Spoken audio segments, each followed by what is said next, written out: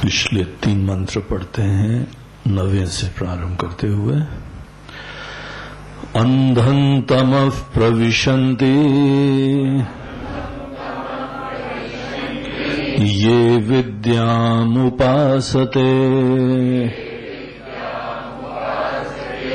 ततो भूय इव ते तमो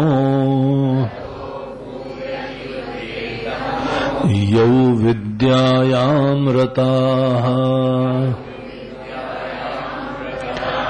अन्यदेवाहुर्विद्यया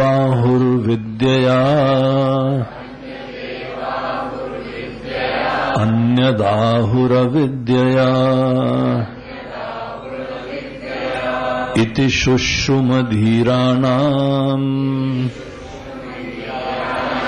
येनस्तद्विचचक्षिरे विद्यां च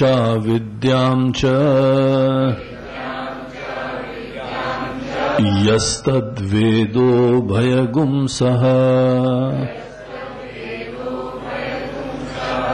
अविद्यया मृत्युं तीर्त्वा विद्यया मृतमश्नुते।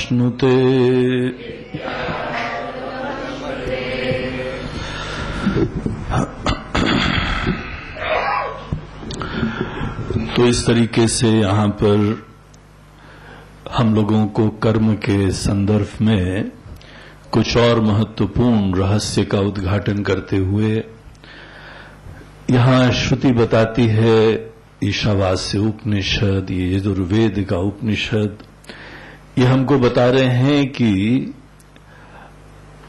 प्रारंभ अपने अध्यात्म की पूरी यात्रा का कर्म से ही करिए। जो व्यक्ति कर्म में निष्ठा उत्पन्न कर सकता है वो ही ज्ञान में निष्ठा उत्पन्न कर पाता है। अगर हम अपने अंदर ये सामर्थ्य रखते हैं निष्ठावान व्यक्ति होने की, तो निष्ठावान व्यक्ति उसको जिस समय कोई ज्ञान दिया जाता है तो उसका ऐसा व्यक्तित्व होता है कि जहां पर उसके हृदय में कोई कन्विक्शंस हो जाते हैं तो वो दृढ़ रहना जानता है। इसीलिए शुरुआत में चिंता मत करो, ये सब सपना है, ये सब माया है, ये सब चीजें ठीक हैं, लेकिन कर्म जरूर अच्छी तरीके से दिलो जान से करो, प्रेम से करो, निष्काम स्वभाव से करो।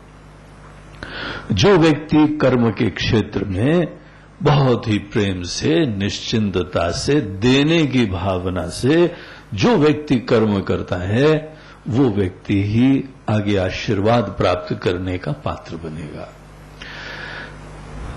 कर्म जो है हम अगर सकाम भाव से करते हैं तो भी फल मिलता है, निष्काम भाव से करते हैं तो भी कुछ फल मिलता है। सकाम भाव से करते हैं तो संसारी फल मिलेगा और निष्काम भाव से करते हैं, हमको यहां की संसार की वस्तुओं की गणित नहीं है। जो व्यक्ति भी प्रेम से, फकीरी से, मस्ती से, बड़प्पन से, निष्कामता से कर्म करता है, उस व्यक्ति को जो प्रसाद मिलता है वो होता है मन की निर्मलता। उसी व्यक्ति का मन निर्मल होता है, उसी व्यक्ति का मन रूपी शीशा साफ हो जाता है। तो आप अपने ही इस कर्म को चाहो तो संसारी चीजों के उपार्जन के लिए प्रयोग करिए, और अगर आप चाहें तो अपने ही इसी कर्म के क्षेत्र के माध्यम से अपने मन रूपी शीशे को साफ करिए। ऐसा व्यक्ति जो प्रेम से कर्म करता है, यहां अनेकों प्रकार के कुछ प्रलोभन भी हैं, विकार भी हैं, समस्या भी है, अनेकों चीजें हैं। This is what it is, यही दुनिया है। अब आप इसको स्वीकार करके यहां पे कुछ सेवा करिए, कुछ खुशियां दीजिए, इस राह से कुछ दे के जाने का ही सोचो। इसको बोलते हैं निष्काम कर्म। सकाम कर्म सदैव अपनी चिंता से युक्त रहना होता है। निष्कामता अपने अंदर भरोसे से, पूर्णता से, आशीर्वाद से युक्त होके सदैव सेवा का सौभाग्य लेना होता है। No complaints. अगर ज्यादा ही मुसीबत है आपको प्राप्त हो रही है तो शायद भगवान आप पे ज्यादा ही भरोसा कर रहे हैं। हनुमान जी को ही तो लंका भेजा जाता है, किसी छोटे मोटे को थोड़ी दे जाता है। भगवान आपने हमको जरा जल्दी हनुमान समझ लिया है, आपने ज्यादा ही हमारे जीवन में राक्षस भेज दिए। अब तो हमारे बड़े प्यारे से भगत हो, तुम अपने सामर्थ्य को नहीं जानते हो, हम जानते हैं तुम्हारे सामर्थ्य को, and you can do it. इसीलिए तो चुन चुन के राक्षस तुम्हारे जीवन में भेजे हैं। अच्छे लोग भी भेजे हैं हमने, शिकायत मत करना। जरा ध्यान से देखो कितने प्यारे प्यारे लोग भी तुम्हारे जीवन में हैं, और कुछ दो चार कांटे, they are very good for health. अगर कांटे नहीं होते तो तुम सजगता कभी रखते ही नहीं। तुम फिसल जाते, तुम अभिमानी हो जाते, तुम आसक्त हो जाते। सो आई हैव टू एश्योर कि तुम आसक्त भी ना हो, अभिमानी भी ना हो, and you remain on your toes. इसीलिए थोड़े बहुत भेजे हैं, but I know you can handle it, therefore I am giving you. कर्म का क्षेत्र आदमी को बहुत शिक्षा दे सकता है। इसीलिए वही उपनिषद जो हमको ज्ञान की महिमा दिखाते हैं, वही कर्म की प्रेरणा भी देते हैं।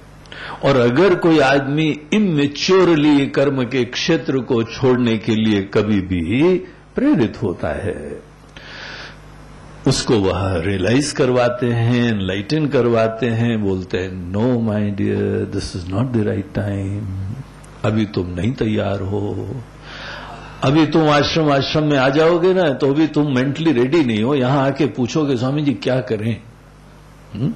यहां पर भी कुछ करने का सोचोगे ना, क्योंकि करने के लिए तुम इतने ज्यादा अपने अंदर से ही उस अवस्था में हो, उस माइंड सेट में हो कि कुछ न कुछ उलझे रहोगे। इसलिए जल्दी रश मत करो। प्रेम से कर्म करने की महिमा को पहचानते हुए इसी कुरुक्षेत्र में आप अगर प्रेम से कर्म करते हैं तो यही धर्म का क्षेत्र बन जाता है। कितना भी भयावह यह कुरुक्षेत्र हो, आप इसको धर्म का क्षेत्र बनाओ। अपने सुंदर कर्म के द्वारा, मस्ती से जीने के द्वारा, कोई टेंशन नहीं, कम से कम शिविर में शिकन रहित होके जाना।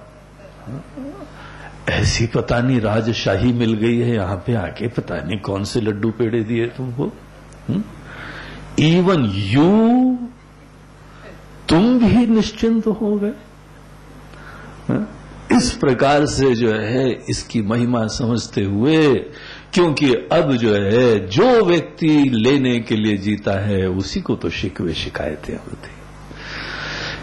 लेने की यहां पे चिंता नहीं है, यहां पे तो जो भी प्रभु परिस्थिति देंगे वहां पे विनम्रता से यथासंभव तरीके से कुछ सेवा करेंगे। किसको क्या देते हैं ये उस प्रभु की इच्छा है, इसीलिए उसको शिरोधार्य करिए और उसके उपरांत अपनी सेवा दिलो जान से करना सीखो। इसलिए कर्म का क्षेत्र बताते हैं, और कर्म के क्षेत्र के यहां पर हमको एक बहुत महत्वपूर्ण एक सिद्धांत बताया हमको श्रुति ने। बोलते हैं कि देखो कर्म का क्षेत्र सदैव उपासना के साथ जोड़े रखना, उपासना और कर्म का समुच्चय करो। कितने भी तुम व्यस्त हो, कितने भी उलझे हो, टेक आउट योर टाइम, शांत बैठिए और एक महान सत्ता से, परमात्मा से अपने हृदय के तार जोड़िए। उपासना जो है भगवान के साथ अपनी कनेक्टिविटी स्थापित करना होता है, और एक बार आपने उपासना में प्लग इन कर दिया, आपने हुक इन कर दिया, उसके उपरांत यू विल रिमेन हुक्ड। फिर कैसा भी हो, कितना भी जो है गंगा जी का प्रवाह हो, एक बार चेन पकड़ लिया आपने, फिर तो हर हर गंगे। देखो कैसा मस्ती से, इतना तेजी का प्रवाह है लेकिन न डर रहा है न निश्चिंत हो रहा है, हाथ छूटा तो हरिद्वार में निकलेगा जाके। लेकिन बड़ा निर्भीक है, बड़ा मस्त है, पता नहीं कहां से इसको अभय दान मिल गया। बोलते अभय दान नहीं, चेन दान मिल गया हमको। हमने चेन पकड़ ली, नित्य को पकड़ लिया। यहां पर भी अगर आप हृदय में परमात्मा से जुड़े रहते हैं तो उसके उपरांत जो भी आता है आप दीजिए। कभी भी जाके जो है ना वो देवताओं को इन्फ्लुएंस मत करना, over the table under the table. थोड़ा ज्यादा कष्ट हो रहा है, थोड़ा सा शनि देवता तेल चढ़ाएंगे आपको, तिल मालिश करेंगे आपकी, काला वाला वो लाएंगे, काला कपड़ा, काला फल, काला ये सब, काला काला काले वो के देंगे आपको। थोड़ा सा कृपा करिए, थोड़ी ज्यादा लिमिट क्रॉस हो रही है भगवान। I can not bear all that after all, you know. हम छोटे से इंसान हैं। इस प्रकार से अपने अंदर कमजोरी का आश्रय कभी मत लो। अगर भगवान दे रहे हैं तो परिस्थिति के परिवर्तन की प्रार्थना मत करना, प्रार्थना लेकिन जरूर करना। प्रार्थना करो बल की प्राप्ति का, विवेक की प्राप्ति का। भगवान हमको बल दीजिए, हमको सामर्थ्य दीजिए, हम कमजोर हैं इसीलिए यह परिस्थिति भारी पड़ रही है, नॉट अदरवाइज। जो व्यक्ति खुद अपने अंदर बलवान होता है उसको परिस्थिति कभी प्रभावित नहीं करती। तो इस तरीके से सदैव ईश्वर के साथ हुक्ड ऑन रहिए। उपासना वो साधना है जिससे हम भगवान से जुड़ जाते, नॉट ओनली इंटेलेक्चुअली, लेकिन आप इतना हृदय से उस आनंद का अनुभव करते हुए, सो एक्सपीरियंस दैट। भगवान से जुड़ने का आनंद क्या होता है ये शाब्दिक न रह जाए, ये खोखले शब्द न रह जाए। भगवान पे भरोसा, भगवान पे भरोसा, करो भरोसा। भगवान के साथ संबंध का तरीका समझो। भगवान को कभी बताओ मत भगवान आपको ऐसा करना है। जरा मर्यादा में रहो, शिष्टाचार में रहो। सपने में भी भगवान को मत बताओ भगवान आपको ऐसा करना चाहिए, हमारे लिए ऐसा कर दो। ये बहुत बचपना हो गया। कुछ भी भगवान को नहीं बताना वाला। भगवान बस हमको इतना ज्ञान दीजिए, इतना विवेक दीजिए कि आप जो भी देते हैं उसमें कृपा देखें। कभी डर ना हो, कभी चिंता ना हो, कभी अपेक्षा ना हो, कभी दीनता ना हो, कभी असुरक्षा ना हो। यही हमको आशीर्वाद दीजिए। इस प्रकार से वो उपासना होती है जहां पर आप बलवान होके, इंस्पायर्ड होके, निश्चिंत होके, अगर थोड़ी देर आप भगवान का भजन पूजन करते हैं और उसके उपरांत जो भी आपके आराध्य हैं, भगवान को किसी न किसी ग्राह्य रूप में हर व्यक्ति को लेना चाहिए। उपासक को, परमात्मा को कोई न कोई ग्राह्य रूप में लेना आवश्यक हो। ऐसा रूप भगवान का हो जिसको आप छू सकते हैं, महसूस कर सकते हैं, देख सकते हैं, बोल सकते हैं, even though he is beyond all that. लेकिन हमारे लिए भगवान का एक ऐसे ग्राह्य रूप होना चाहिए। जैसे हम गुरु के पास जाते हैं, भगवान तो हर जगह है ना। अनेकों लोग बोलते हैं गुरु भी आपके हृदय में। भैया वो तो सब ठीक है, लेकिन वो गुरु जी से हमको मदद नहीं मिलती। जीते जागते हों तभी तो हम जाके उनसे पूछ सकते हैं। भगवान भी जो है आपके सामने बिल्कुल स्पष्ट हो, जिनसे आप अपने मन खोल सकें, जिनसे आप प्रेरणा प्राप्त कर सकें, जिनका आशीर्वाद आप पे आ रहा है आप देख सकें।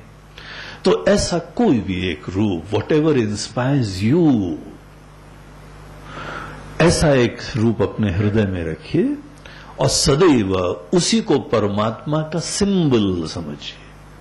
प्रतीक है वो, आलंबन है वो। And for all practical purpose वही आपके लिए परमात्मा होने चाहिए। उन्हीं के साथ ऐसा ट्रीट करिए, रिलेट करिए फॉर योर सेक, हमारे ही मन को बलवान करने के लिए। तो इस प्रकार से परमात्मा से जुड़ें, उपासना वो एक पवित्र सुंदर समय होना चाहिए। आप अपने भगवान को हृदय में लाएं और अंततः जब निकलें तो उन्हीं राम के दूत होके निकलें। हर बार जो है उपासना के बाद राम दूत अतुलित बलधामा, ये आपका परिचय होना चाहिए। ये वो हनुमान जी नहीं है, ये हनुमान है। अब ये हनुमान जो है वो लंका जलाएंगे, जाके देखो। नहीं, बाय द वे लंका सदैव हनुमान जी जलाते नहीं है, नहीं तो ऐसा नहीं करना। आ गए लंका तोड़ने के लिए, ये कुर्सी पटकी, वो कुर्सी पटकी। बोलते ठीक है, कभी कभार पटकना भी। जहां कोई ज्यादा राक्षस आ जाए जो सिधाई से काम न दें, तो वहां पे आपके तूणीर में बड़े बाण हैं, लेकिन उस बाण को लास्ट में प्रयोग करना। बाकी जो है दूसरे बाण प्रेम से, बुद्धिमत्ता से, शांति से, प्रेम से, बुद्धिमत्ता से हर चीज डील हो जाएगी, ये समझना। जो बहुत जल्दीबाजी में जो है ना वही क्रोध का, हिंसा का बाण निकाल लेता है, वो आदमी अभी ठीक से ज्ञान की महिमा जानता नहीं है। इसीलिए बाकी कोई चिंता नहीं करो, लेकिन आपके लिए कुछ नहीं है। ना आपके अहम को ठेस पहुंचती है, ना आपके अहम में कोई वासनाएं हैं, ना अपेक्षाएं हैं। आप तो रामदूत हैं। रावण के सामने भी निश्चिंतता से खड़े होने का सामर्थ्य रखना, यही रामदूत की महिमा है। तो हर उपासना के बाद हमको ऐसे निकलना चाहिए, उसको उपासना बोलते हैं। तो ये यहां पे ईशावास्य उपनिषद बताते हैं कि देखिए, ये जो अविद्या जो कि कर्म है, विद्या जो कि उपासना है, उपासना का एक नाम विद्या है। तो ये विद्या और अविद्या, कर्म और उपासना का समुच्चय करिए, इन दोनों का बैलेंस स्ट्राइक करिए। जैसे आपके जो है शरीर के लिए खाना डेली इंपॉर्टेंट होता है, वैसे ही उपासना महत्वपूर्ण हो आपके लिए। No compromise. हरि जी बीमार है तो पड़े पड़े उपासना करो। भगवान चाहते हैं कि तुम ज्यादा ही उपासना करो आज, इसीलिए तुम्हारा कर्म हमने ऑफ कर दिया। आज कर्म के लिए संडे हो गया है। लेटे रहना है ना, लेटे लेटे क्या करना है, केवल रोना है क्या? हा? लेटे लेटे उपासना करो, कनेक्ट योरसेल्फ। जब जब हम कर्म नहीं कर सकते हैं तो that is the time for उपासना का इंटेंसिव ट्रीटमेंट। उपासना ही अच्छी तरह करना है उस समय। मर रहे हैं, हाँ तो बहुत अच्छा है, मरते समय भगवान का नाम लेके मरना। मरते समय भगवान का नाम भूल जाओ तो क्या धिक्कार है तुम्हारी भक्ति पे। अनेकों लोग भक्त भजन गाते हैं, भगवान ऐसा करिएगा कि मरते समय आपका नाम निकले। ऐसे समय अजामिल का स्मरण कर लो या कुछ करो, लेकिन स्मरण भगवान का जरूर करो। भगवान झांसे में आ जाएंगे, नारायण नाम आने दो ना, तुम करो तो नाम, लो तो नाम तुमको तो जो है परमात्मा से जुड़ना है। इसीलिए नो एक्सक्यूजेस। लेटे हो और बीमार हो, बिजी हो, कहीं जाना है, वहां जाना है, खाना स्विच ऑफ करें तुम्हारा? नहीं, खाना नहीं, वो ज्यादा don't take all these things too seriously. खाना के लिए तो टाइम निकालना ही पड़ता है। चलिए आप ऐसा करिए, पैक्ड लंच ले जाओ। तो उसी प्रकार से पोर्टेबल उपासना होती है, पैक्ड उपासना for travel purpose, for highly busy executives. उपासना का पैकेज होता है कि जहां पे आपने प्लेन में चेक इन करा लिया, बैठ के चुपचाप उपासना करो। अभी जो है ना सिक्योरिटी चेक इन होना बाकी है ना, और अगर चेक इन भी हो गया तो वहां जाके और मस्ती से करो, क्योंकि अब आपकी टिकट आ गई है, प्लेन आपके बगैर जा ही नहीं सकता है, आपका चेक इन हो चुका है। So this is all portable उपासना है, for travel purpose, for executives. और प्लेन में बैठ के क्या करोगे? टाइम ही नहीं पास होता है वहां पे। तो वहां तो मोबाइल भी switch off, all electronic gadgets में काइंडली भी स्विच ऑफ। करोगे क्या वहां पे? For this is all portable उपासना। तो ऐसी जो है उपासना को मत छोड़ना। अगर आप चाहो, जैसे हनुमान जी सेवा करना चाहें तो तरीके निकल आते हैं ना। सब उनकी सेवाएं लोगों ने ले ली। देखो चुटकी साधना निकल आई उनके पास। जमुहाई के आने के समय चुटकी बजा रहे हैं भगवान। तो चाहो तो रास्ता निकल आएगा, नहीं चाहो तो 50 बहाने मिल जाएंगे। हम चाहते तो थोड़ी इच्छा तो थी, लेकिन किंतु परंतु तुम कोई नहीं चाहते हो। अगर चाहो तो सदैव रास्ता निकालो, जाओ ही नहीं कर्म के क्षेत्र। अपने दिन भर का काम चालू ही नहीं करो जब तक बैठ के परमात्मा के साथ हुकौन नहीं हो जाओ। कर्म का क्षेत्र बगैर भगवान से जुड़े हुए बोझा है, संसार है, बंधन हो जाएगा, फंस जाओगे। कटहल काटते हो तो तेल लगा लेते हो ना पहले हाथ में। तेल लगाने के बाद ही कटहल काटा जाता है। वैसे ही हाथ में, अपने हृदय में परमात्मा का स्मरण करके जुड़ के फिर कर्म के क्षेत्र में जाने का सिद्धांत रखो। तो यही यहां पर बताया जा रहा है। और देखिए किस अंदाज में बता रहे हैं। जो व्यक्ति उपासना को छोड़ के केवल कर्म करता है, उस व्यक्ति का फल देखो क्या होता है। मृत्यु को प्राप्त होता है, बड़े घोर अंधकार में प्रवेश करता है। और अगर कोई व्यक्ति कर्म छोड़ के केवल उपासना करता रहता है, वो भी और भयंकर अंधकार में जाता है। देखिए जो हम लोग को श्रुति है, वेद है, क्या बताना चाहते हैं। सो स्ट्राइक अ बैलेंस। और अगर आप बैलेंस स्ट्राइक करते हैं तो ये दोनों चीज अन्योन्य कॉम्प्लीमेंट्री बन जाती हैं, एक दूसरे के और फल जो हैं दिव्य ले आते हैं। तो ये रियलाइज करके इस चीज को जरूर करिए। तो यहां 11वें मंत्र में उसका फल दिखाया था। विद्या च अविद्याम च यह तद वेद उभयम सह। जो भी इन दोनों चीजों को, इनका अन्योन्य कॉम्प्लीमेंट्री होना, समुचित होके फल देने का अद्भुत नया सामर्थ्य देखना, जो व्यक्ति इस चीज को समझता है उसको देखिए यही कर्म और ये उपासना एक ऐसे फल देते हैं जो कि इंडिपेंडेंटली वो देने में समर्थ नहीं थे। अविद्या मृत्युम तीर्थवा विद्या अमृतम अश्नुते। वहां पे जो कर्म है वो उसको मृत्युम तीर्थवा, वो मृत्यु से तर जाएगा। कर्म से ही मृत्यु से तर जाएगा। ये देखिए क्या हम लोगों को वेद बता रहे। लेकिन यहां मृत्यु का आशय आचार्य बताते हैं कि देखो यहां वो मृत्यु नहीं है कि तुम मरोगे नहीं, उसका आशय नहीं है, क्योंकि यहां पे जो भी आएगा एक न एक दिन जाएगा तो है।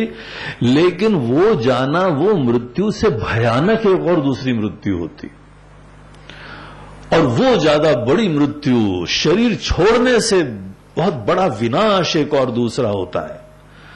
और वो होता है अपने ही आदतों के अंदर बंध के जीना, कुछ न कुछ कंडीशनिंग से युक्त होके सतत जीते रहना। कुछ संस्कार मिल गए, कुछ छोटा मोटा अकल आ गई, बस उसी के अंदर बंधे रहना। ऐसी आदमी की भयंकर कंडीशनिंग हो जाती है, डरता है उसके ऊपर। ये नहीं करो तो हो जाएगा, नहीं करा तो ऐसा हो जाएगा, न प्रवचन में नहीं आए। अरे स्वामी जी सवेरे पूजा करनी होती है। अरे छोड़ो पूजा को, तुमको पता है। अरे स्वामी जैसे छोड़ देंगे डर लगता है, क्या करेंगे भगवान है? ये भगवान को भोग कौन लगाएगा?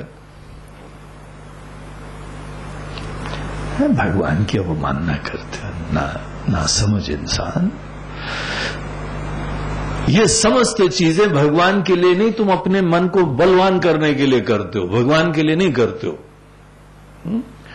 तो ये जो चीज भी है हम लोग कई बार एक कंडीशनिंग में बंध जाते हैं, आदतों में बंध जाते हैं। स्वाभाविकम कर्म, जो भी हमारे अंदर एक स्वभाव बन जाता है, हर व्यक्ति एक स्वभाव के अंतर्गत बंध जाता है।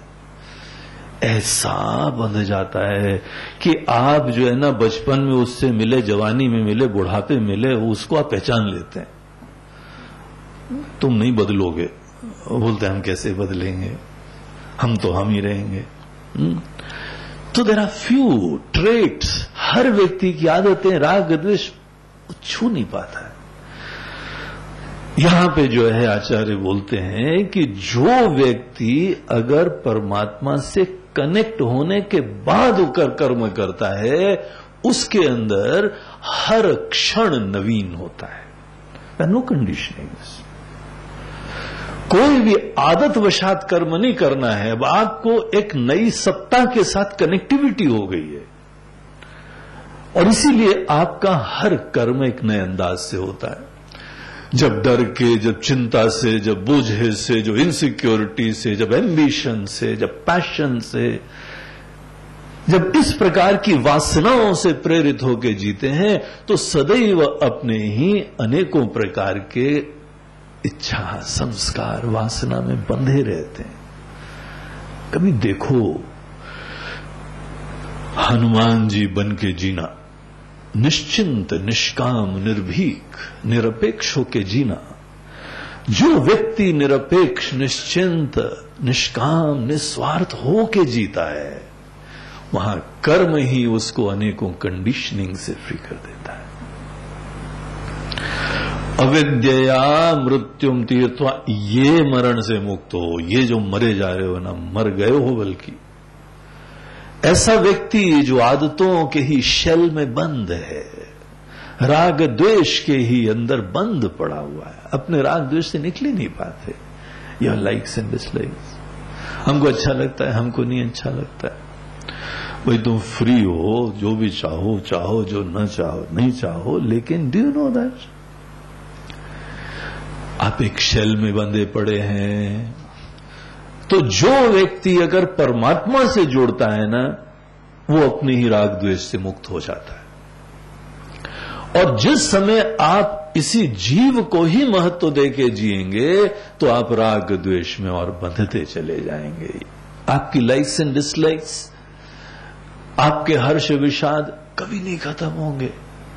And look what a condemned life, सदैव रिएक्टिंग लाइफ। शांति तो हमारे जीवन में है ही नहीं, कहीं पकड़ रहे हैं, कहीं से भाग रहे हैं, किसी तरफ जो है वो आसक्त हो रहे हैं और किसी से पलायन कर रहे हैं। तो ये जो है हमारे अंदर पलायन की वृत्ति, आसक्ति, that is the basis of my life. अगर ऐसी चीज सतत चलती रहेगी तो आपके जीवन में कभी भी सुख का पता नहीं चलेगा आपको। So learn to live a free life. निष्कामता की संभावना ईश्वर के भरोसे के बाद ही होती है। निष्कामता, निस्वार्थता एक बहुत बड़ा कदम होता है। कैसे हम निस्वार्थ हो जाएं? बोले जी अपनी चिंता न करें, ये कैसे हो सकता है? क्योंकि आपने एक ऐसी कृपा हस्त को देख लिया है जिसका हाथ आपके सर पे रखा हुआ है। Therefore you can afford. निष्कामता, निश्चिंतता, निस्वार्थता अब हम अफोर्ड कर सकते हैं क्योंकि ये कृपा हस्त हमारे सर पे रखा, ये हमको पता लग गया। अब एक फकीरी है, अब एक मस्ती है, अब प्रसन्नता है, अब निश्चिंतता है। It is only this kind of living. निष्काम कर्म ही मन को शुद्ध करता है, कोई कर्म नहीं। अब पूजा कर लो, जप कर लो, शुद्धि नॉट गारंटीड। कितना भी जप कर लो, राम राम राम राम राम राम राम राम राम राम, कुछ भी कर ले जाओ आप, क्योंकि जो करते हो स्वार्थ से करते हो, अपेक्षा से करते हो, डर से करते हो। वासना से प्रेरित होकर करते हो। जो व्यक्ति अपने स्वार्थ से, अपनी वासना से, अपनी असुरक्षा से, अपनी अपेक्षा से कुछ भी करेगा, कोई कर्म निर्मल नहीं करेगा आपको। लेकिन भरोसे से, निरपेक्षता से तब जाके ही कर्म निर्मल करता है।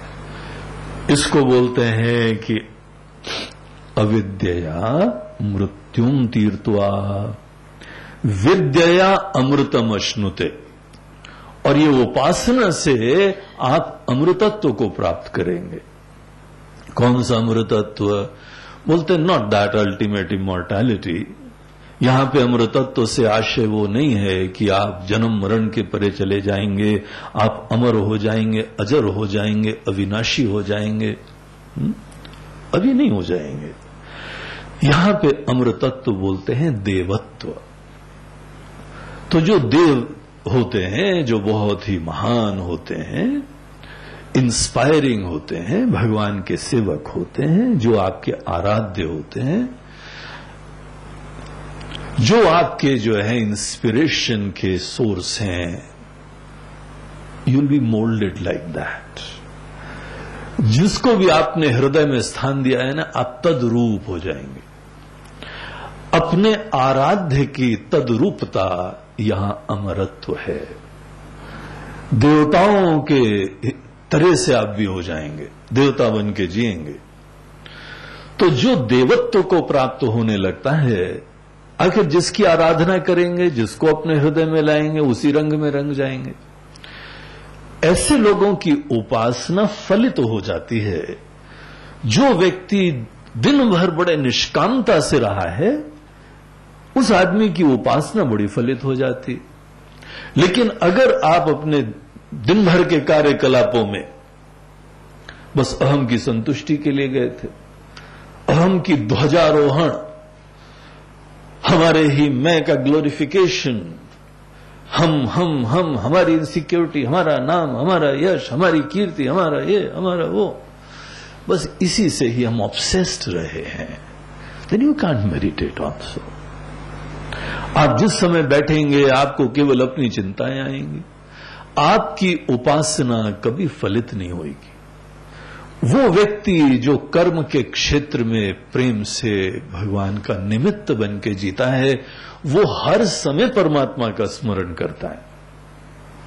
और जिस समय आप कर्म के क्षेत्र की समस्त परिस्थितियों के बावजूद ईश्वर का ही स्मरण करते हैं, तो उन लोगों का उपासना में बैठते ही एनीवे मन जो है ना, वह ईश्वरमय ही रहा है। It becomes all the more intensive moment. उसी में आप बहुत इंटेंसली स्मरण कर सकते हैं, क्योंकि आप सदैव उसी का भाव स्मरण करते ही रहे हैं। वहां आपके जो है मेडिटेशन फलित हो जाएंगे। तो जो व्यक्ति अगर कर्म और उपासना का समुच्चय करता है, तो देखिए ये कर्म का क्षेत्र और ये उपासना कैसे जो है अद्भुत और महान विलक्षण फल देने में समर्थ होते हैं, जो आपके कर्म के क्षेत्र को भी धन्य कर देते हैं और उपासना को भी धन्य कर देते हैं। इसीलिए ऑलवेज स्ट्राइक द बैलेंस। इस दोनों को सदैव थोड़ी देर बैठा करो, और केवल पालथी मार के नहीं। स्वामी जी आजकल घुटने में दर्द हो गया, कुर्सी पे बैठो। यहां किसने बोला है तुम पालथी मार के पद्मासन में ही बैठो? स्वामी जी कुर्सी में भी नहीं बैठते, लेट के स्मरण करो। आजकल टाइम ही नहीं है, टॉयलेट में बैठ के स्मरण करो। कहीं तो बैठोगे ना शांति से। एक सज्जन ने तो बोला था, स्वामी जी बाथरूम जाते हैं, बस वही हमको शांति एकांत से चिंतन का समय मिलता है। तो चलो तुम्हारा पूजा स्थान वही सही, एकांत मिलता है ना। बोलते हैं हाँ वहां कोई डिस्टर्ब नहीं करता है, तो बस शांति से बैठो वहां पे, पीठ सीधी रखो, आराम से बैठना। बाहर की सांस ज्यादा अंदर नहीं लेना, बदबू आती है अभी तुमको। वहां पे प्राणायाम का दूसरा पहलू कि वायु बाहर निकाल के रोकना, कुंभक, बाह्य कुंभक करना। और बाह्य कुंभ करने के उपरांत थोड़ी देर केवल परमात्मा, बाकी जो होता है होने दो अपने आप। और अगर आप पेट अच्छी तरह दबा लेंगे ना तो नीचे का काम भी अच्छा होएगा। अभी हम केवल बोलने की बात कह रहे हैं ऐसे लोगों के लिए, अन्यथा वो कोई ऐसा हम सजेस्ट नहीं कर रहे हैं। ऐसा नहीं समझना, you have better places for better things. लेकिन ये ऐसे लोग जो फोकट के बहाने बनाते हैं, उन लोगों को जो है नहीं, मगर भगवान का स्मरण वहां पे, अरे भगवान जब कृपा कर रहे हैं तुमको वहां पर भी, तो क्यों नहीं भगवान का स्मरण करो वहां पे। जहां जहां भगवान की कृपा बरस रही है वहां वहां भगवान की अवेयरनेस होनी चाहिए। इसीलिए नो एक्सक्यूजेस, इन दोनों का बैलेंस ट्राई करो और सदैव कर्म और उपासना का समुच्चय करो। नाउ अनदर पॉइंट, इसके बाद एक और महत्वपूर्ण उपासना से संबद्ध यह सिद्धांत है। उसमें बोलते हैं कि देखिए जो उपासना होती है ना, वहां परमात्मा का कौन सा रूप लें, उसमें भी दो पॉसिबिलिटी होती हैं। एक होती है कि भगवान का व्यक्त रूप और एक अव्यक्त रूप। यही आपने अभी 12th चैप्टर में अर्जुन के प्रश्न में भी देखा। अर्जुन भगवान से पूछता है कि भगवान एक व्यक्त रूप है, एक अव्यक्त रूप है, एक निराकार है, एक साकार है, एक आपके अनेकों रूप हैं जो हम लोग कथाओं में सुनते हैं, मंदिरों में देखते हैं, और एक वो है जो योगी लोग अपने हृदय में अंतर्मुख होके साक्षात्कार करते हैं। एक आंखों से द्वारा देखा जा सकता है और एक आंखों के द्वारा नहीं दिखता है, हृदय में ही उसका साक्षात्कार होता है। तो परमात्मा के दो रूप हैं और दोनों परमात्मा हैं, आप चिंता मत करना। इसीलिए गोस्वामी जी ने एक बार सुंदर शब्द कहे कहीं पे, हिय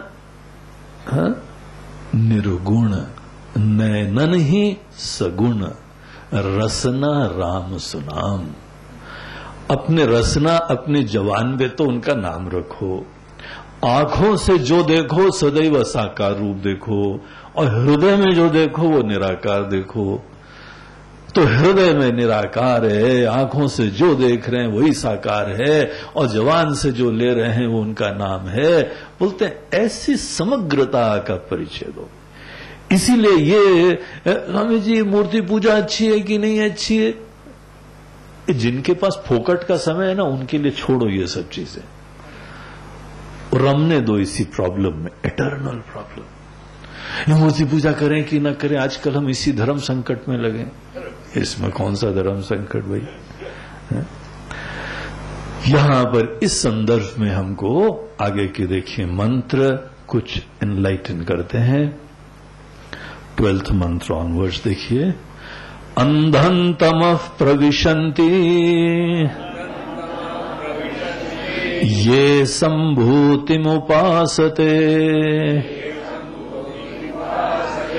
ततो भूय इव ते तमो यौ संभूत्यागुं रताः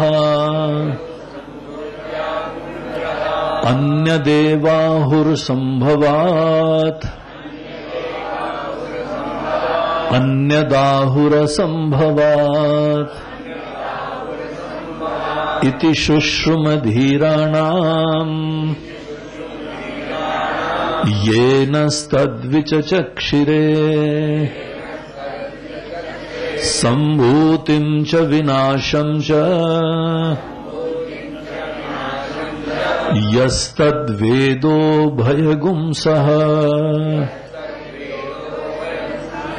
विनाशेन मृत्युं तीर्त्वा संभूत्यामृतमश्नुते। तो पुनः ये 3 मंत्र इस सिद्धांत का प्रतिपादन करते हैं। यहां पर बोलते हैं कि देखिए एक संभूति और एक असंभूति। संभूति जो बहुत अच्छी तरह व्यक्त है, असंभूति जो व्यक्त नहीं है, जो बहुत अच्छी तरह मैनिफेस्ट है, जो दिख रहा है और जो नहीं दिख रहा है। एक कार्य रूपा है और एक कारण रूपा है, एक दृष्ट है एक अदृष्ट है, एक व्यक्त है एक अव्यक्त है। तो ये जो व्यक्त और अव्यक्त दो पहलू हैं, इन दोनों की डिविनिटी है। ये सामने व्यक्त है, इसमें कोई कम डिविनिटी है क्या? यद्यपि नश्वर है, लेकिन देखो तो सिग्नेचर किसका है और कृति किसकी है, रचना किसकी है? It is divine, it's beautiful, it's amazing. तो जो यहां पे दृष्ट दुनिया है इतनी ज्यादा अच्छी है कि आपको भगवान के लिए टाइम ही नहीं मिल रहा है। जिसको जिसको भगवान के लिए टाइम नहीं मिल रहा है वो ये दुनिया को तो निहार रहा है, इसी का तो आनंद ले रहा है, इतनी सुंदर है। तो ऐसी सुंदर अद्भुत दुनिया ये जो सामने आपके है, इट इज सर्टेनली डिवाइन।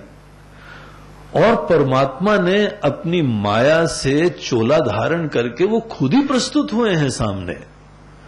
हम लोगों को जो है क्रिएशन के सिद्धांतों में, सृष्टि के रहस्यों में बताया जाता है, जस्ट इमेजिन परमात्मा के पास कोई अलग कोई मसाला था क्या?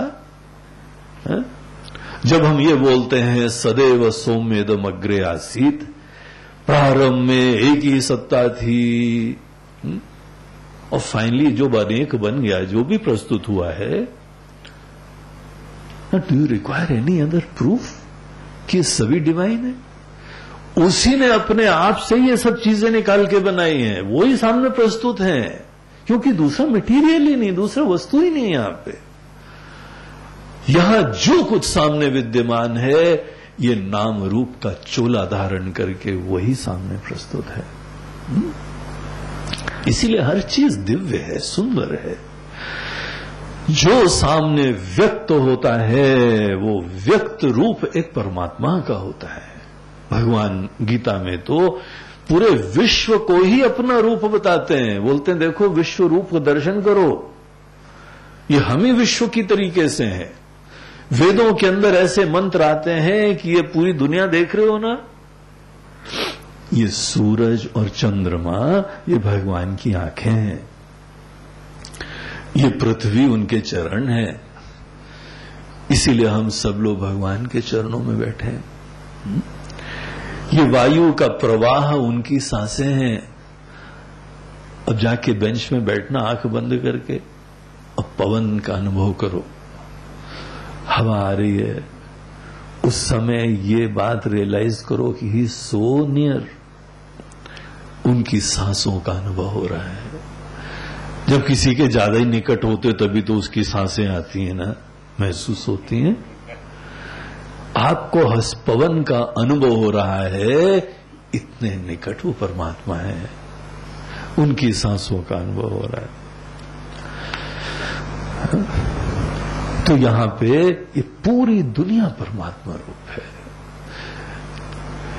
और यहां पर वो आके अनेकों लीलाएं भी करते हैं। जो मूल रूप से पूरे समष्टि रूप आए हैं, वो कभी कभी धर्म की संस्थापना करने के लिए जब हम ज्यादा रगड़ा कर देते हैं यहां पे, तो कभी रामकृष्ण बन के आ जाते हैं, थोड़ा सा ऑर्डर स्थापित करते हैं, फिर उसके उपरांत रैपअप करके चले जाते हैं। आप उसको इंस्पायरिंग रूप को ले लो, अदरवाइज द वर्ल्ड इटसेल्फ यही व्यक्त रूप है परमात्मा का।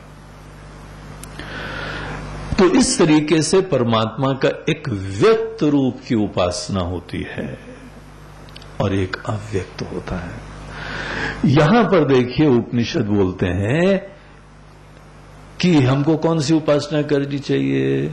आप बताइए महाराज जी, हम कौन सी उपासना करें? हम बड़ी भक्ति करना चाहते हैं, बताइए भगवान का निराकार रूप पकड़ लें कि साकार पकड़ लें? बोलते हैं तुम तो भैया कुछ ही नहीं पकड़ो। हाँ? पकड़ना नहीं, पकड़ना मतलब आश्रित होना, आसक्त होना, वो नहीं पकड़ो। पकड़ो पकड़ाओ नहीं, लाभ सब कर लो। एक समय विशेष तक व्यक्त का भी महत्व देखो और अव्यक्त का महत्व देखो।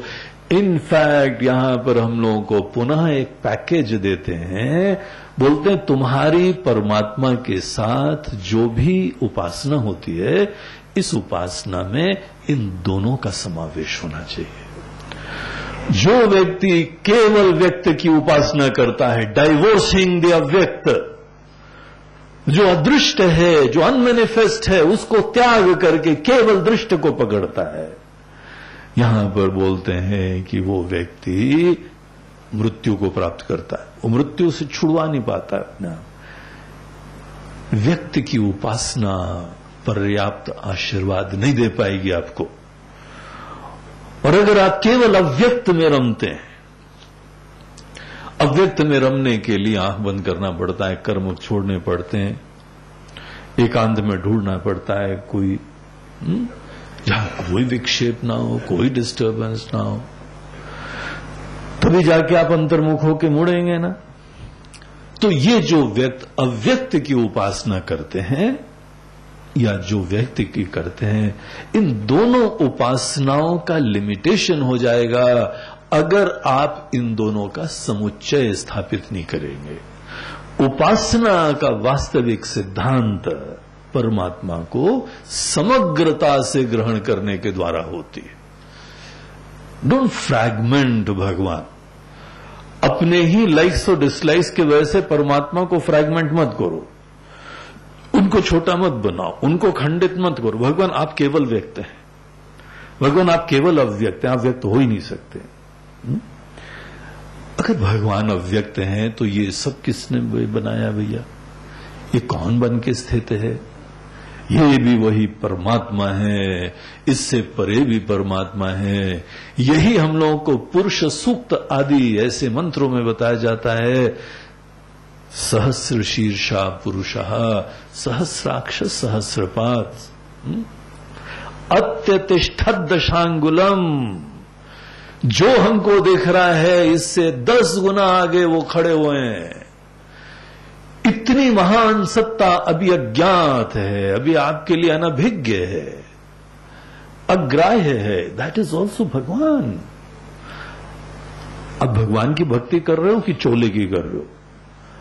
अगर केवल कोई व्यक्त को पकड़ता है तो भगवान को नहीं पकड़ रहा है, वो चोले को पकड़ रहा है। हमारे भगवान तुम्हारे भगवान, हमारा चोला तुम्हारा चोला। बोलते हैं अगर आप परमात्मा को पकड़ते हैं तो व्यक्त की तरीके से जो जो व्यक्त है और जो जो व्यक्त नहीं है, ये दोनों परमात्मा स्वरूप हैं।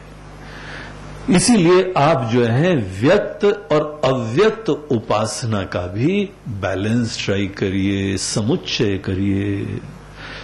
आपका जो है उपासना के पैकेज में व्यक्त से प्रारंभ हो और अव्यक्त तक प्रवेश हो। शुरुआत में कोई भी आपको जो भी प्रेरणा देता है, जो आपको सद्विचार लाता है, ऐसा कोई भी रूप आप लीजिए जो आपके संस्कार से है, जो आपके परिवेश से है। आपके धीमे धीमे मन में ऐसा एसोसिएशन हो गया, ये व्यक्त रूप ज्यादा सही था। Okay fine, doesn't matter, it really doesn't make any difference. जो भी आप अपने रूप को समझते हैं, उस रूप को लेके वहां से प्रारंभ करिए। देखिए, व्यक्त में सदैव जो है बढ़िया सेवा करनी पड़ती, कर्म प्रधान होता है। आपके समस्त कर्म उस प्रभु को होने लगेंगे, आपको उनका आशीर्वाद महसूस होगा। इट विल बी लाइक अ व्यवहार। जैसे व्यवहार में किसी हमारे कोई गुरु की सन्निधि हो, आपको उनका स्नेह, आशीर्वाद, आपके अपने स्वजन लोग, माता पिता, बड़े बुजुर्ग, पर्सनल प्रेजेंस से जो आपको आनंद मिलता है किसी के, वो पर्सनल प्रेजेंस का आनंद व्यक्त रूप से मिलता है।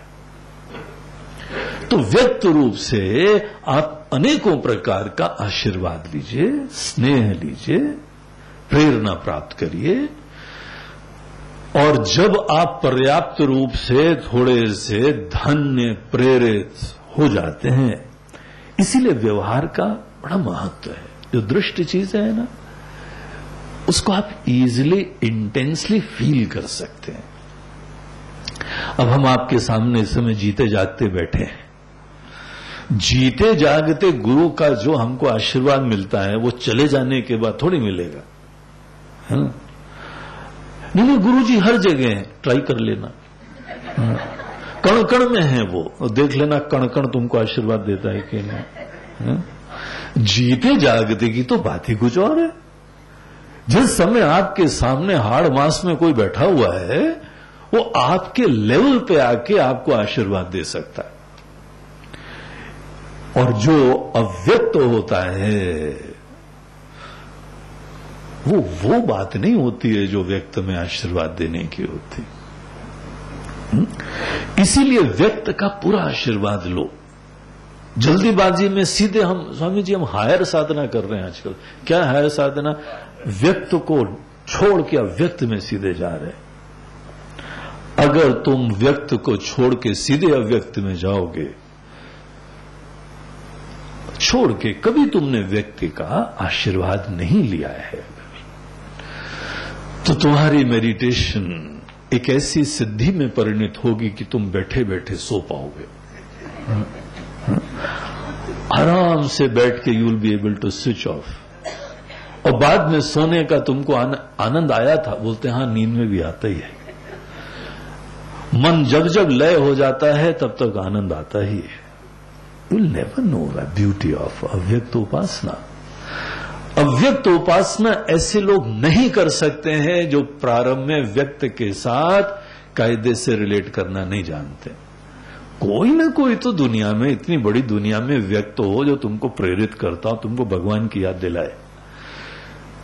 जो इतनी भरी दुनिया में तुमको भगवान की याद दिला के तुमको कहीं और ही ट्रांसपोर्ट कर देता है, वहां से प्रारंभ करो।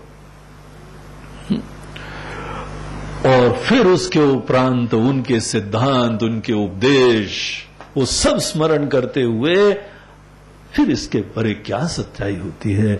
नाम रूप का चोला कौन धारण करके खड़ा होता है?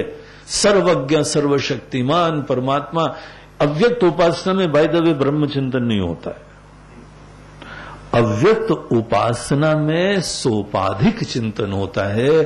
सर्वज्ञ सर्वशक्तिमान परमात्मा का स्मरण होता है। ब्रह्म का चिंतन उपासना नहीं है। ये जो अद्वैत का ज्ञान होता है ना, that is not Upasana, that is ज्ञान, तत्व का ज्ञान।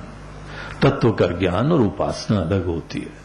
उपासना में उपासक और उपास्य का भेद होता है और एक बड़ी महान सत्ता का ज्ञान होता है। सोपाधिक रूप है।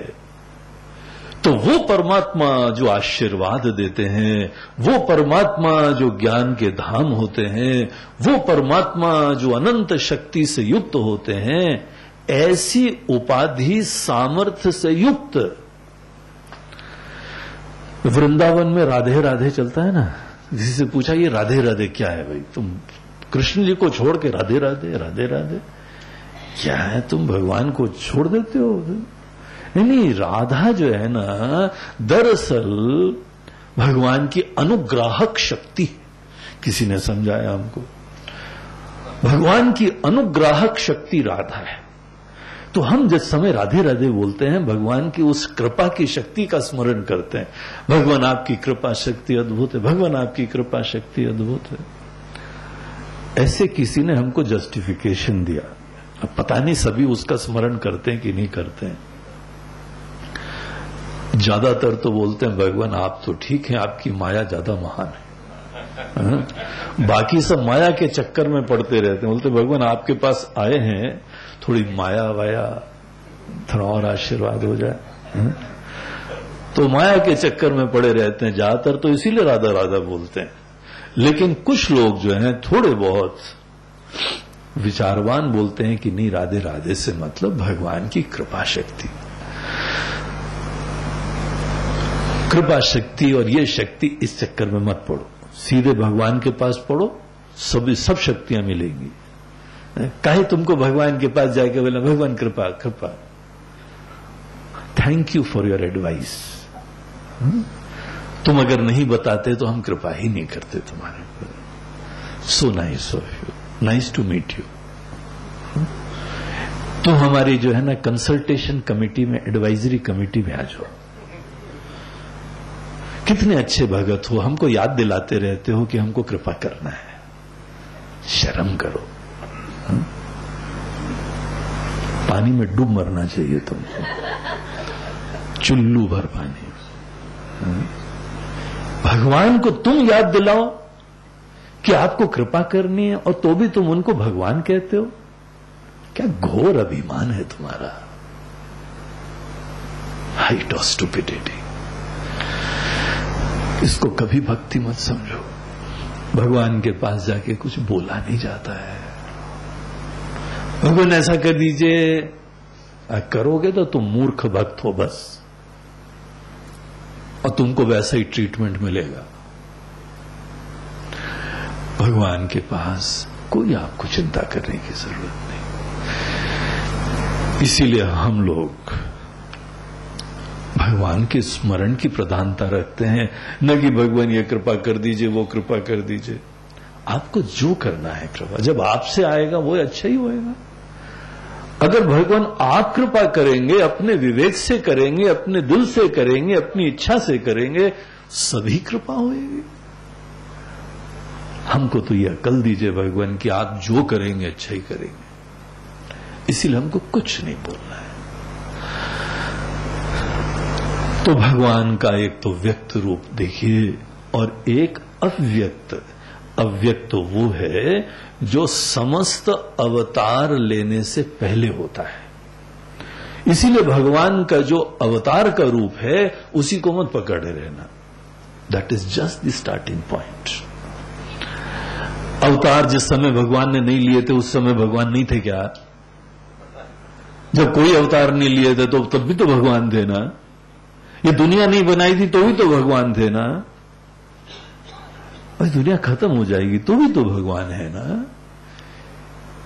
इसीलिए एक वो परमात्मा का रूप होता है जो कोई व्यक्त नहीं है।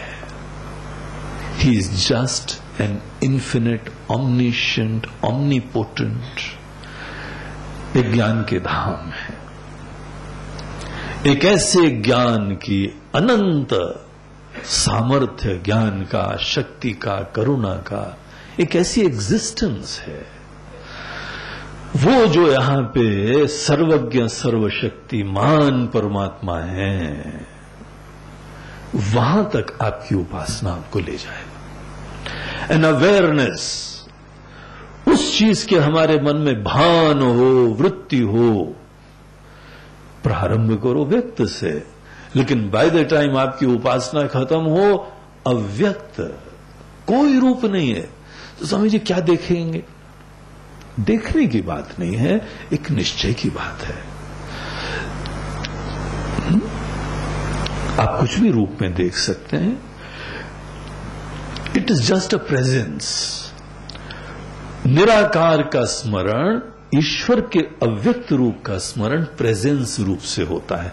अस्तित्व की श्रद्धा को दृढ़ करता है, रूप थोड़ी दिखता है। आपको ऐसा लगता है कि यहीं पे इस वेरी मोमेंट में परमात्मा चारों तरफ विद्यमान है। It's an experience of the existence of God. कई बार आप आंखें बंद करें, ऐसा लगता है कि यहां कोई खड़ा हुआ है। आपको जो है अव्यक्त उपासना का जो प्रसाद होता है, ऐसा लगता है कि भगवान यहां पे आपके सामने है, कण कण में है। And this are not mere words. जिस समय आप परमात्मा की अव्यक्त उपासना करते हैं तो कण कण में व्याप्त होके then you can feel the presence of God everywhere. कोई रूप नहीं है। रूप के माध्यम से परमात्मा का स्मरण करना, ये सब ये प्रारंभिक चरण है। इसीलिए यह उपासना में सदैव यह सिद्धांत रखो कि कोई ऐसा हमारे लिए जो भी प्रेरक है, आपके इष्ट हैं, आपके गुरु हैं, कोई भी रूप हो। गुरु को भी मात्र रूप मत समझना, ईश्वर को भी रूप मत समझना। मात्र रूप नहीं है, रूप भी है, ऐसा नहीं है रूप नहीं है। तो यहां से प्रारंभ करते हुए उनकी कृपा, उनकी करुणा, उनका आशीर्वाद, उनका स्नेह, ये सब याद करते हुए धीमे धीमे उनके उपदेश पे जाओ। शुरुआत में सदैव उपासना में आप कोई ना कोई ऐसे पर्सनल इंसिडेंट्स याद करिए जब आपके ऊपर विशेष कृपा आपको अनुभव हुई थी, और उसके उपरांत आप उनके ही उपदेश का स्मरण करते हुए realise that he is just a presence everywhere, and thus we divinise everything. अव्यक्त की उपासना करने वाला हर जगह परमात्मा को महसूस करता है। दिखते हैं क्या? बोलते हैं क्या दिखेगा तो केवल चोला, चोला ही दिखता है, व्यक्त ही दिखता है। और अव्यक्त की उपासना करने वाला कोई भी व्यक्त रूप को परमात्मा से जोड़ सकता है,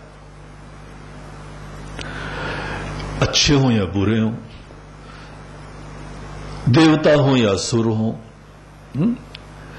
अच्छा इंसान हो या नहीं अच्छा हो, आपको ये सामर्थ्य प्राप्त हो जाता है कि वहां पर भी आप ईश्वर की प्रेजेंस देखते हैं।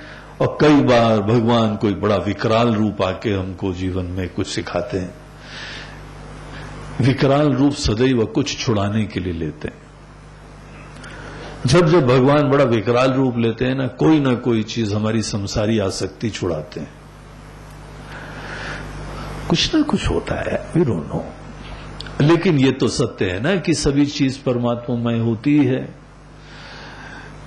तो ये विश्वास रखते हुए अव्यक्त उपासना की परिणति हर जगह परमात्मा को देखने का, महसूस करने का सामर्थ्य होता है। अस्थि बुद्धि दृढ़ होती है। उपासना से अस्थि बुद्धि की दृढ़ता होती है। तो देखिए उपासना का राइट पैकेज क्या होना चाहिए। यहां पे पहले तो हमको कर्म और उपासना का एक समुचित तरीका साधना बताया उन्होंने, उसकी प्रायोरिटी दी। फिर उसके बाद यहां बोलते हैं व्यक्त अव्यक्त की उपासना में भी एक समुच्चय करो, उसमें भी एक ये बैलेंस स्ट्राइक करो। व्यक्त से इंस्पिरेशन लेना, कनेक्ट करना, it is the easiest thing. So you need to have some vyakta, inspiring figure in your life. जीते जागते हो तो ज्यादा अच्छा है, लेकिन जीते जागते इज ऑलवेज वेरी ट्रिकी। इसीलिए कोई देवी देवता का रूप ले लो तो दैट्स इजी, क्योंकि जीते जागते no they are very at times unpredictable, they shatter our expectations also. भगवान की मूर्ति बड़ी चुपचाप रहती है, वो कुछ नहीं करती है। आप जो चाहो वैसा देख लो, लेकिन गुरु जी को चाहो जो जैसा देख लो। Is at time very shocking, बड़े शॉक्स देते हैं, करंट मारते हैं। वो मंदिर में भगवान करंट नहीं मारते हैं लकीली, इसीलिए स्टार्ट विद एनी भगवान। वैसे तो गुरु भी भगवत स्वरूप ही होते हैं, लेकिन एट टाइम ही इज बड़े निष्ठुर हो जाते हैं, डांट भी लगा देते हैं, गुस्सा भी हो जाते हैं। फिर हमको डाउट होने लगता है इनका पता नहीं ज्ञान सही है कि नहीं सही है। हमने सुना था कभी गुरु जो ब्रह्म ज्ञानी है गुस्सा नहीं होते हैं। ये तो पूरी काल अग्नि हो जाते हैं, कालाग्नि रूप से प्रकट होते हैं। भाई देवे विश्व रूप में देखना, भगवान भी कालाग्नि के रूप से प्रकट हुए थे। उनके मुंह में सब प्रवेश करते जा रहे हैं, एंड इज लिकिंग, क्रंचिंग, खड़खड़ खड़खड़ खड़खड़, और अंदर हड्डियां टंगी हुई थी। टेरिबल। भगवान, हम भगवान को सदैव सौम्य देखते हैं, शांत से, तो भी भगवान को पूरा नहीं देखा तुमने। जरा विश्व रूप देख लेना, एक बार चैप्टर को स्टडी कर लेना। All your baseless dreams will be shattered. भगवान का ब्रह्मा जी का भी रूप होता है, विष्णु जी का भी रूप होता है, और यहां पे जैसे महादेव जी बैठे हुए हैं ना, वैसे रुद्र का रूप होता है। वही तो विनाशक होते हैं, और कौन विनाशक होता है? तो ब्रह्मा विष्णु महेश सभी वो होते हैं। इसीलिए परमात्मा का समग्रता से रूप देखिए, व्यक्त से प्रारंभ करते हुए अव्यक्त तक फ्लाइट्स लीजिए, that is the complete package of उपासना। और अगर आपने नहीं करा, अगर केवल एकांगी उपासना करी, तो आपको वो आशीर्वाद नहीं मिलेगा। बल्कि हमको पहले मंत्र में तो बताया कि जो व्यक्ति जो है केवल अंधम तमः अंधकार में प्रवेश कर रहा है, वो केवल व्यक्ति की उपासना करोगे तो अंधकार में प्रवेश करोगे, तो अव्यक्त की और घोर अंधकार, केवल व्यक्त और केवल अव्यक्त मारे गए। और the moment you strike the balance, जहां व्यक्त अव्यक्त का बैलेंस स्ट्राइक करा, दोनों के अद्भुत आशीर्वाद बरसने लगते हैं। अब ये देखिए उपनिषद बता रहे हैं हमको, और इस तरीके से वही यहां पे हम लोगों को फल बताते हुए कि विनाशेन मृत्युम तीर्थवा संभूत्याम अमृतम अश्नुते। व्यक्ति की उपासना और अव्यक्ति की उपासना आपको मृत्यु से तर देगी, तरा देगी और देवत्व की प्राप्ति हो जाने में सहायक होगी। इस तरीके से ये यहां पर कर्म और उपासना के बारे में दो बहुत इंपॉर्टेंट पॉइंट्स रिवील करने के साथ ही ये सेक्शन समाप्त होता है। और अंतिम सेक्शन यहां पर एक प्रार्थना का आता है, और वो प्रार्थना का सेक्शन आता है, बहुत बढ़िया इंपॉर्टेंट प्रार्थना है, सीख लेनी चाहिए। मरने के समय की प्रार्थना, समय मरने की समय की। तो चलो जो यंगस्टर्स हैं अभी उनको जल्दीबाजी नहीं है, जो बिल्कुल ही पैर लटकाए बैठे हैं उनकी जल्दीबाजी करनी है। बोलते हैं ऐसी कोई गारंटी नहीं है भाई, किस समय यमराज जी से अपॉइंटमेंट आपका हो जाए, कोई भरोसा मत समझना। ये किसी आदमी को गारंटी नहीं दी गई है कि पूरा 100 साल जियोगे। किसी भी मोड़ पे हमसे मुलाकात हो सकती है, जरा रेडी रहना। गीता के 13वें अध्याय में तो भगवान बोलते ही हैं, जन्म मृत्यु जरा व्याधि दुख दोषानुदर्शनम। बोलते हैं अर्जुन, कुछ चीजों की अवेयरनेस सदैव बनाए रखने में भला होता है। जन्म मृत्यु जरा व्याधि दुख दोष अनुदर्शनम, सतत इनका अवेयरनेस बनाए रखना। आए हो और जाओगे जरूर, बाकी बीच में हो गया तो हो गया, कुछ नहीं हो गया ये गारंटीड है। इसीलिए अपना जन्मदिन जब भी मनाना तो ये समझना एक कैंडल और बुझ गई है, जाने के और निकट हो। डोंट इग्नोर द इनएविटेबल, जो अपरिहार्य है उसको भूलना मत, क्योंकि जो मृत्यु का स्मरण करता है, मृत्यु देवता कौन है? यमराज। और यमराज जी कौन है? धर्मराज। धर्मराज को हम लोग यमराज बोलते हैं ना। इसीलिए जो मृत्यु का स्मरण बनाए रखता है, भाई थोड़े दिन के जाना ही है, हमको पता नहीं कब जाना है, आप सदैव धर्माचरण करने लगोगे। जिस व्यक्ति को लगता है नहीं अभी तो टाइम बहुत है, that person alone has time for all the stupid things. फोकट का समय बिताने के लिए भी काफी टाइम है, अभी क्या जल्दी है। पता लगा कोई बाबा जी मिले, बोलते अरे बेटा तुम्हारे माथे पे लकीर, हे राम अभी तो तुमको किसी ने बताया नहीं क्या? किसी से कुंडली नहीं बनवाई अपनी तुमने? क्या हो गया बाबा जी?